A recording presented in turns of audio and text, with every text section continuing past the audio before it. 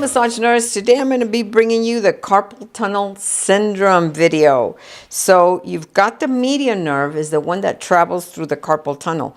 You always want to make sure and check the neck first. You can watch another video that I just did on the thoracic outlet syndrome, which is the brachial plexus that comes out from C5 through T1, and it breaks into 5 nerves, and the median nerve is the one that goes through the carpal tunnel, but it travels down. It could be compressed at the pec minor, so you want to check the neck and the scalenes and the pec minor and down. Also the pronator teres, I'm going to show you that one.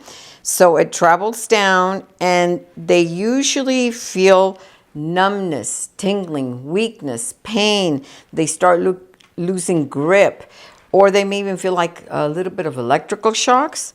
And it goes into the thumb, the index finger, the middle finger, and half of the ring finger.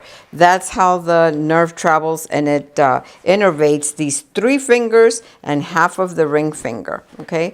And it goes through the carpal tunnel right here. So you also have the transverse ligament that goes across to keep all the carpals in place, and that's the roof of the carpal tunnel, and sometimes that's what presses. So the median nerve travels underneath the pronator teres, and it goes through the carpal tunnel. You have the transverse carpal ligament that goes right across here to keep all the carpals in place, and sometimes that puts pressure on the median nerve, and there are 9 tendons from the flexors that go through here. So it's pretty, sometimes there's not enough space, and you've got to be able to loosen some of these muscles. So you always want to make sure and loosen the forearm muscles and work on the forearm muscles. There are 2 tests you can do, the Fallon's test and the Tunnel test. So we're going to include those in the, in the description, so you can kind of look at them and test your client. However, I'm going to remind you that we don't diagnose, okay? We just go ahead and just see if maybe that could be it. So, again, the median nerve innervates the thumb and these 2 fingers and then half of the ring finger, okay? And some of the symptoms are that your hand goes weak, you can't grasp things, that it tingles, that it's numb. Usually people wake up with it feeling numb in the morning. And it happens with people that, truck drivers, people that grasp things, waiters and waitresses that carry a tray like this, tennis players, people that, weight lift, hairdressers. So it's repetitive motion that puts a lot of pressure on that median nerve. So to start off with, you really want to relax the forearm muscles. So you can do, some motions, just guiding down with your thumb, not putting too much pressure. Remember, you always want to go work towards the heart, because the veins have little valves that prevent the blood from backflowing. So you don't want to do damage to those veins. But you can warm up the forearm, warming up all the muscles and relaxing. You might want to go to the medial epicondyle, where you have so many origins of so many flexors here, and also the origin of the pronator teres. So you want to treat that while you're here. Also known as golfer's elbow, right here on the medial epicondyle. And you might want to work the insertion also on the radial bone. And once you've warmed up, you can even use your forearm to warm it up, or you can use a soft fist to warm it up. Just make sure you warm up. You can even do some skin rolling, but you want to go ahead and warm up all the forearm. Very important for you to warm up all the forearm muscles.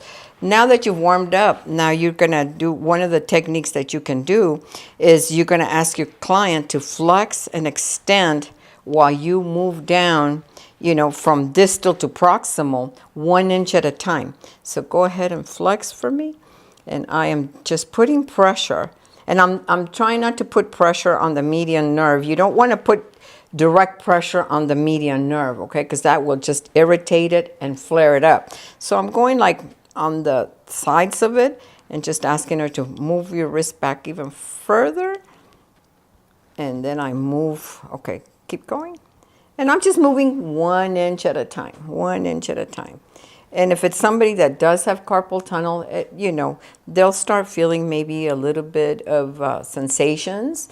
So make sure that you go by what your client needs you to. If it hurts, don't do it anymore. But you can go all the way, you know, from distal to medial here all the way. And you can do this 2 or 3 times. And when you're using oil or lotion, it'll glide a little bit more, and it'll glide a little bit better too.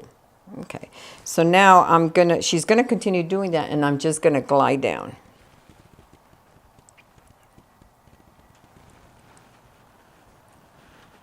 Okay, and another one that you can do is radial and ulnar deviation. You're gonna ask her just to move her wrist, you know, sideways, radial and ulnar deviation. So go ahead and do that for me while you're putting, you know, a good amount of pressure moving down.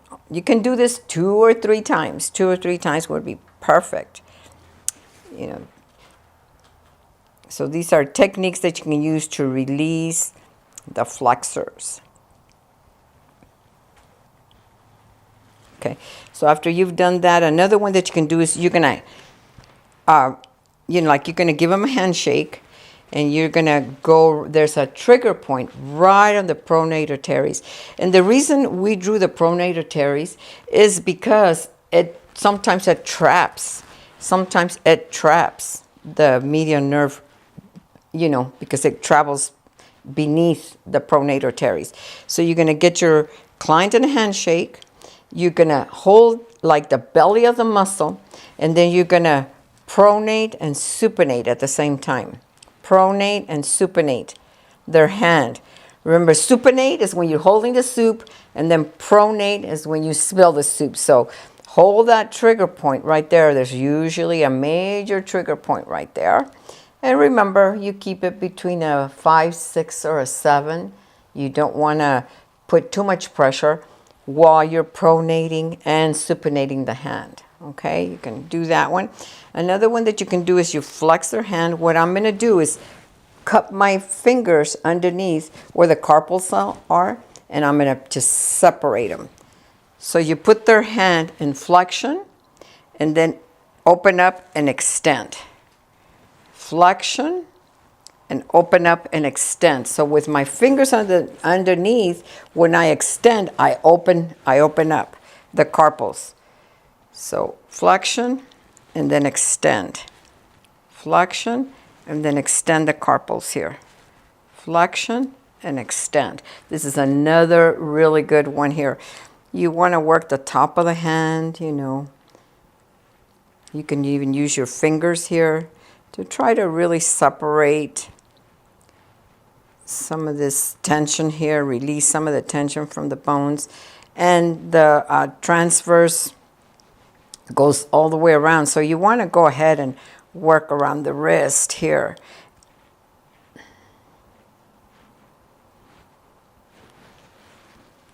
And now I am going to, you know, try to work and separate. And you can actually get this better when she is prone. Right now in the supine position, I don't work so much on the hand.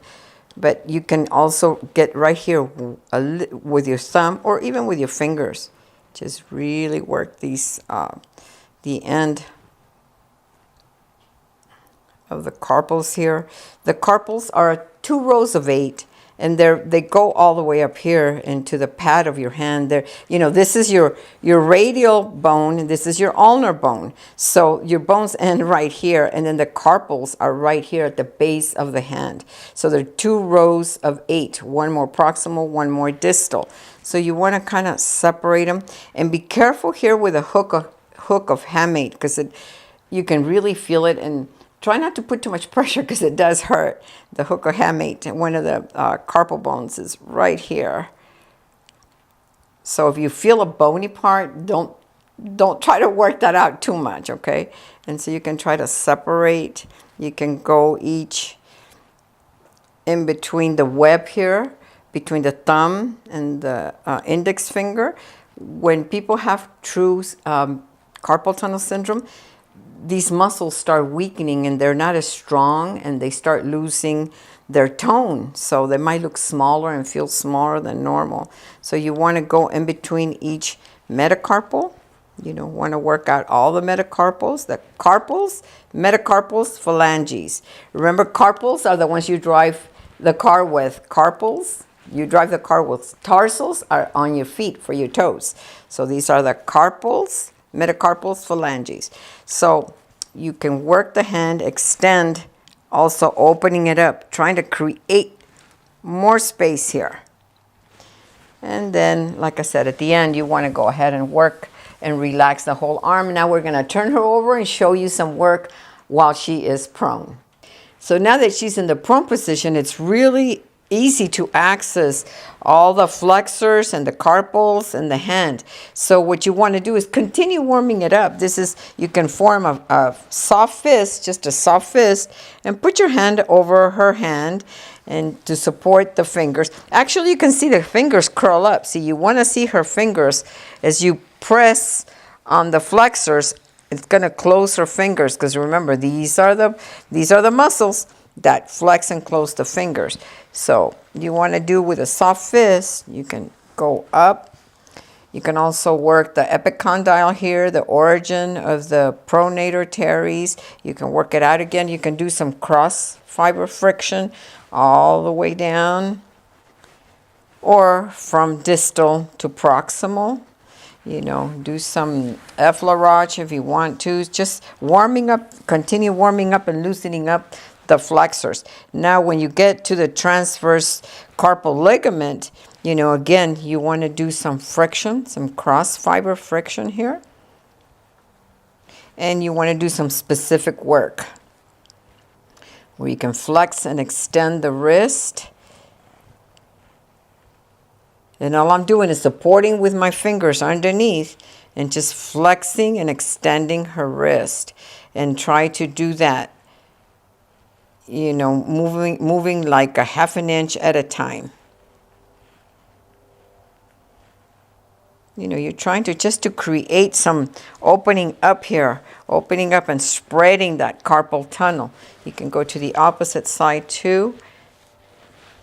And I like to do a soft fist with my fingers too. Go down each phalange, all the phalanges, all the way down, stretching, spreading, creating some movement there, creating more space.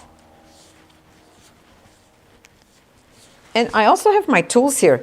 The beveled tool is perfect to go in between the metacarpals, in between all the metacarpals here. Sometimes these muscles are really tight, so, you know, even just to spread out here some of the, and like I said, be careful with the hook or hamate that's right here. Don't go too deep. If you feel a little bumpy road there, that's the hook, so don't try to stay there for too long. But you can really spread the palm. This tool is excellent, especially for people that have big, meaty hands. These tools really do help. And this one's more specific, like for, you know, for trigger point. Remember that the medial nerve innervates the thumb, the index finger, the middle finger, and half of the ring finger. If this finger is going numb, that's the ulnar nerve. So that is not carpal tunnel. Okay.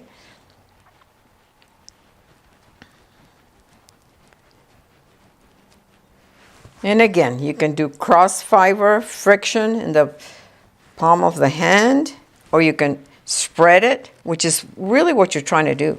You try to open it up and spread it to create more space here for the 9 tendons that go through there. So those 4 or 5 techniques, if you can really, you know, get some movement and some flexibility and work those flexors, that would really help someone with carpal tunnel. Don't forget to end with your nerve ending strokes that feel really good to the client, and it sends a message to the nervous system that they can relax now after the intense work. Because this is, if they're in pain, it is intense work. So don't forget to follow me on Instagram, subscribe, share the video, leave a comment, and I really appreciate you guys. So until the next time, create a great day.